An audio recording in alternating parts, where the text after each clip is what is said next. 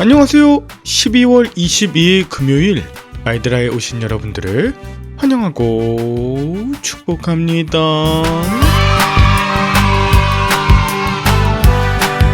오늘은 저희 3남매가 다니는 백현 어린이집에 크리스마스 행사가 있는 날이에요. 작년에 이어서 올해에도 저는 다른 한 학부모님과 함께 산타가 되어서 어린이집 아이들에게 선물을 나눠주고 캐롤도 신나게 부를 예정입니다. 워낙에 분장을 하고 철저한 준비 때문에 아이들은 저를 잘 알아보지 못해요. 그래서인지 하루는 이삭이가 제게 와서 친구들이 산타 할아버지가 없다고 한다 하더라고요. 그래서 저는 이삭아, 지난번에 산타 할아버지 어린이집에 오셨다고 하지 않았어?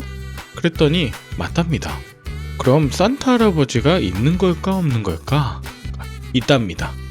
그래서 제가 이야기하기를 이삭아, 산타 할아버지는 예수님을 믿는 세인트 니콜라우스라는 분인데 예수님의 탄생을 기뻐해서 모든 아이들에게 선물을 주고 또 응원과 격려를 해준 분이 산타클로스였어.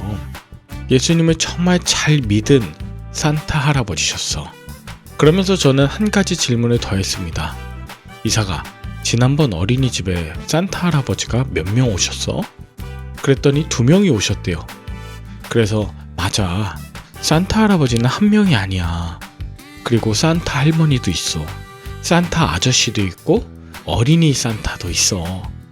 예수님의 생일을 축하하며 다른 이들에게 기쁨의 선물을 전해주는 사람이 모두 산타야 라고 하면서 우리도 누군가의 산타클로스가 되자고 했죠.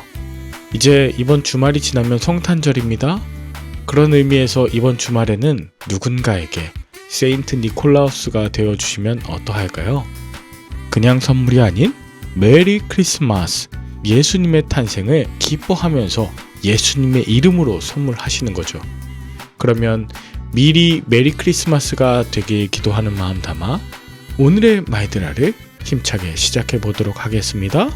자, 출발!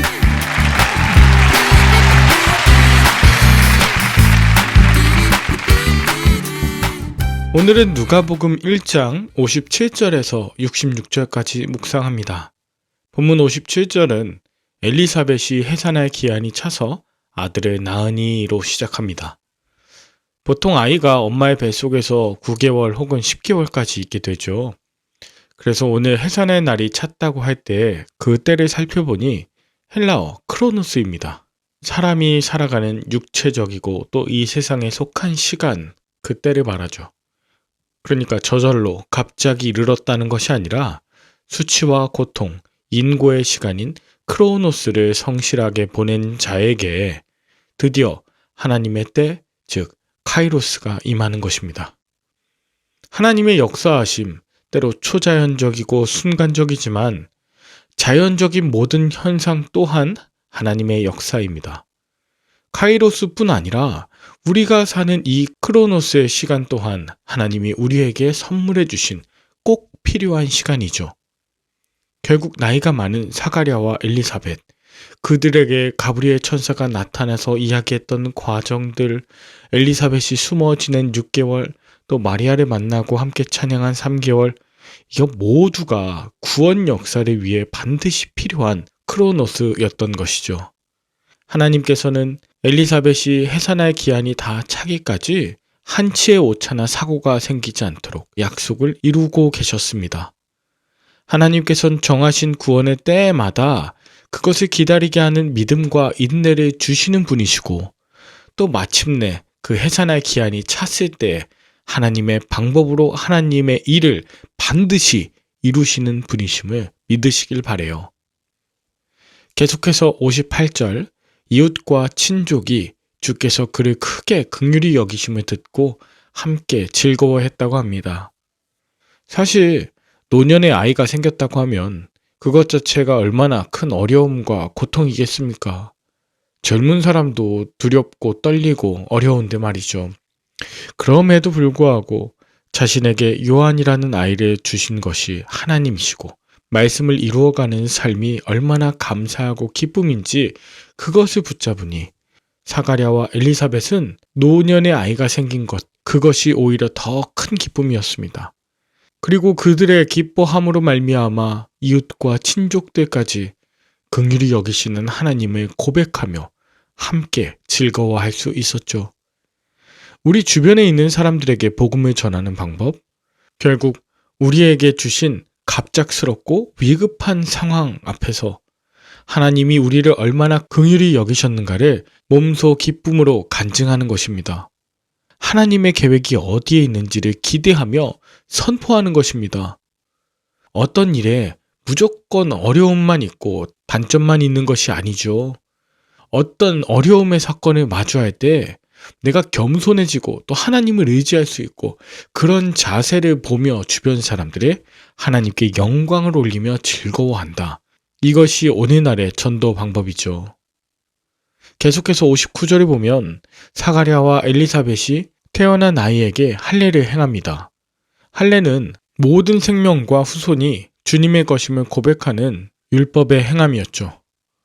그래서 보통 유대인들은 생후 8일째에 그 아이에게 할례를 행하는데 사실 이건 너무나 위험한 일이기도 하고 반대론 의미 있고 축하받을 일이기에 제사장 앞에서 이 일을 행했고 또 친족과 친지들 모두 참석하는 공동체 행사였습니다. 한 아이가 하나님께로부터 왔고 그 아이의 생명과 후손 또한 하나님 것이다 라고 하는 그 할례라는 의식을 치른 후에 그 아이의 이름을 지었는데요. 아이의 이름은 보통 할아버지나 아버지의 이름을 따르는 것이 자연스러운 전통이었습니다. 그래서 그곳에 모인 이웃과 친족들은 그 아이의 이름을 아버지의 이름을 따라서 사가랴라고 하려 했습니다. 아마 집안의 어르신들이 말씀하는 것이겠죠. 이것이 자연스럽고 전통을 따르는 길이었습니다. 사가랴요. 그런데 이때 엘리사벳이 나서서 아이의 이름은 사가랴가 아닌 요한으로 지을 것임을 말합니다.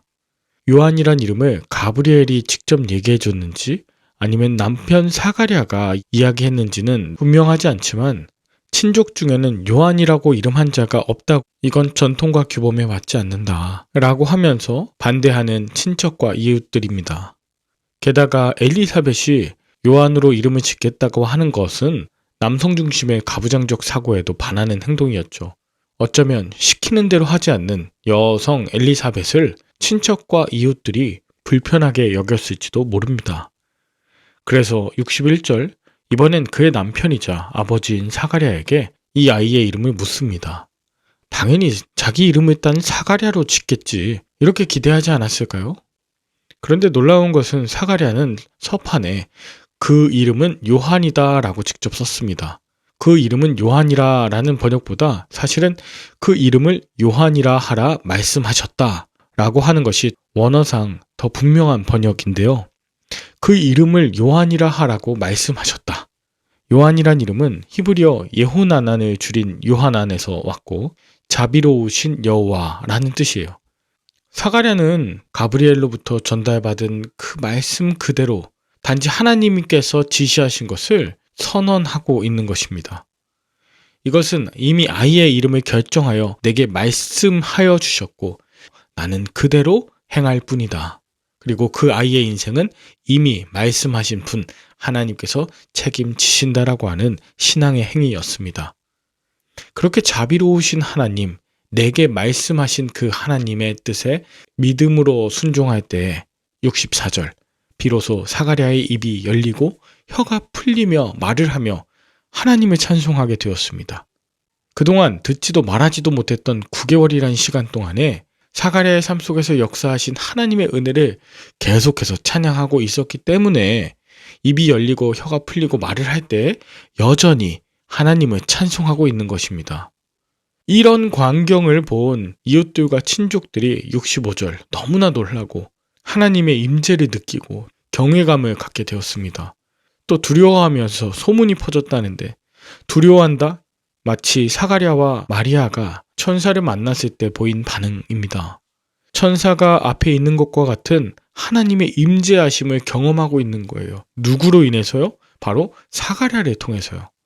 사가랴가 늙을 때까지 계속 제사장 역할을 하고 여러 가지 직무를 해왔을 텐데 그것을 통해서가 아니라 바로 철저하게 순종하는 그의 모습을 통해서 하나님의 경외함과 두려움을 느끼게 되어서 이웃과 친족들은 그들이 직접 유대 곳곳에 나아가 복음을 전파하는 자가 되는 것입니다. 그리고 마지막 66절, 이 모든 일이 온 유대 산골에 두루 퍼짐에 듣는 사람들이 이 말을 마음에 두며 이 아이가 대체 어떤 사람이 될까 기대했답니다. 그것은 이미 가브리엘을 통해서 말씀하였죠. 요한은 장차 죄 가운데 있는 백성들을 하나님께로 돌이키게 하는 자가 될 것이에요. 하나님의 백성을 죄로부터 해방시키는 구원 사역을 위해 요한은 하나님과 하나님의 손은 요한과 함께 하실 것입니다. 이후에 예수님과 만나 동역하는 것으로 요한과 함께 했음을 성취하는 것으로 이어지는 것이죠. 여러분은 오늘 본문을 통해 무엇을 느끼셨나요? 혹시 여러분들 중에 너무나 견디기 힘든 고난, 또 인고의 시간, 또 해산할 기한을 보내시는 분 계신가요? 엘리사벳, 해산할 기한을 확실히 알 수 없었어요.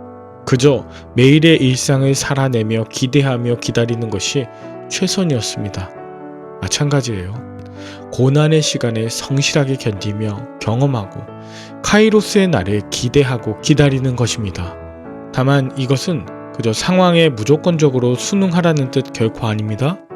사람의 전통과 권위 중요하지만 그보다 이미 나에게 하신 말씀, 그것을 기억하면서 그 뜻에 순종하는 것, 그리고 마음 가운데 늘 찬양함으로 준비하는 것, 그렇게 크로노스의 시간을 성실하게 말씀과 찬양으로 살아내고 승리하는 자들을 통하여 주변 사람들이 하나님을 경외하고 천사를 마주한 것처럼 두려워하게 될 것입니다. 모쪼록 우리 하나님께서 우리를 이 땅에 보내신 이유 잊지 마시고 있는 자리에서 하나님과 동행하시는 여러분들 다 되시길 진심으로 축복합니다. 함께 기도할까요?